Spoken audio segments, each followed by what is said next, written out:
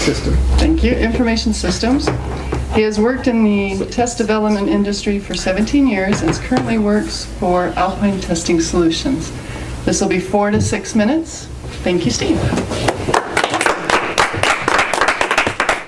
Thank you. Never give up. On January 20th, 2018, my friends, my son-in-law, and my son-in-law's friend went rabbit hunting. We left American Fork. When we left American Fork, it was snowing lightly, so we didn't think too much of the weather conditions, and we headed to the metropolis of Vernon, Utah. Vernon, Utah is almost directly west of American Fork, but it's just a little bit south. The reason we went to Vernon, Utah is I have a friend that lives out there, and I called him up and said, "Hey, Daryl, I'm going rabbit hunting. Do you know of a great place?" And he says, "Yeah, got a great place." And he gave me the coordinates. So we headed off. As we got closer to Vernon, the snow started coming down harder and harder. Now the spot that he guided us to was right up against the mountains. As we got up against the mountains, it was a whiteout. It was just snowing hard. There was about 8 inches of snow on the road, 8 inches, of course, off the road. We started walking through the snow. Weren't seeing very many rabbits, so we let's go find a new place. Get back in the truck. Driving, this is not a truck, but that's the only thing I have. We're driving down the road, 10 inches of snow. We get to a spot in the road where it goes down into a ravine like this, and then we'd have to come back up. We stopped at the top of the ravine, and we looked at each other and said, we're not doing this. We're going to go backwards. Now, there was so much snow that you could not do a U-turn. It was just too deep. So we backed up. Now, Thomas, my son-in-law, was driving, has a backup camera, and he's looking through that. We're also looking in his side view mirrors, but it's just a whiteout. We couldn't see. So we're backing up like this, and we felt the boom, boom, and we came to a dead stop. We're like, oh no, what do we do? There's 5 of us, right? We're big guys, well, kind of big guys. We get out of the truck, we get behind the truck, 4 of us, get in that position, get down like this, get your shoulders in there.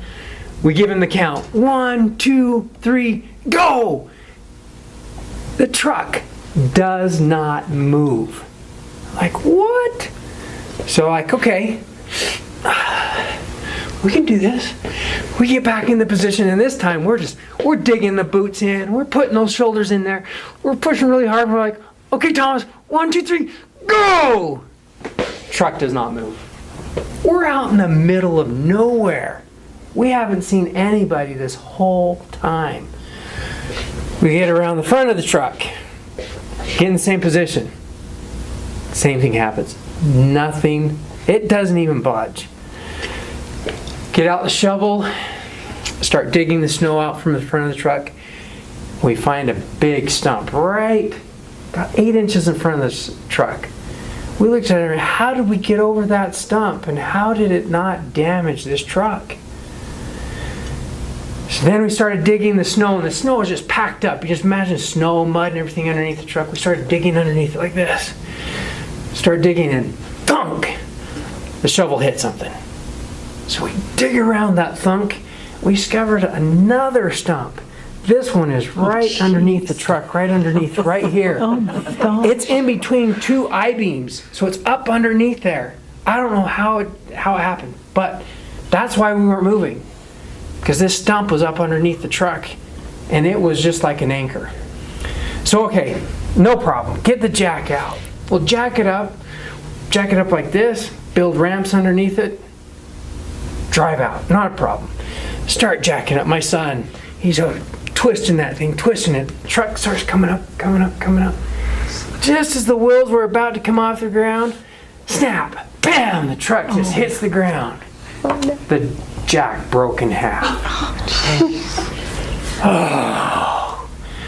We all just kind of slumped over. We were phased. We didn't know what we were going to do. Broken jack, 1 shovel, in the middle of nowhere. Snow just coming down. We kind of were putting our hands on our hips like this, defeated. Thomas says, I've got an idea. I watched this guy on YouTube where he got an object, strapped it to the tire, and that object worked as a grip. So we're like, great, you have a strap. He's like, yep, got a strap.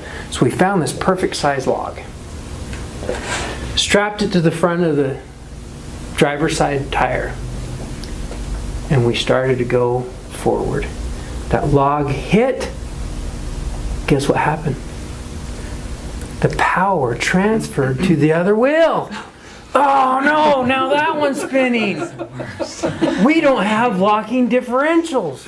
Thomas like, oh, I swear we got locking. I got my back, the rear, it's got locking differentials. We were great. Did the same thing back there. What happened? He didn't have locking differentials.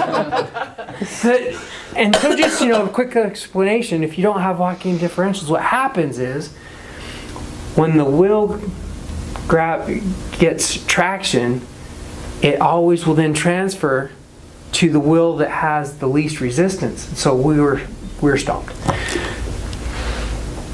I had an idea. I got a big log, put it under the front end, or a rock and a log under the front end of the truck. And I started to come down like this. Truck didn't move. So then I got a bigger log. And while I got the other log, and then this whole time my son's digging under the truck like this. He had the great idea of getting on the back of the truck, and with that other big log, we pushed the truck around like this. It was like this. Pushed it off the log. Now the log's right here. We built a ramp up in front of the truck, drove it this way, built one up this way, drove it off, and we were out. We jumped up and down. We gave hugs. My friend Dan doesn't hug, so we moved over to him, gave him a hug. I just want to tell you, I learned a lesson that day, that you never give up. Madam Toastmaster.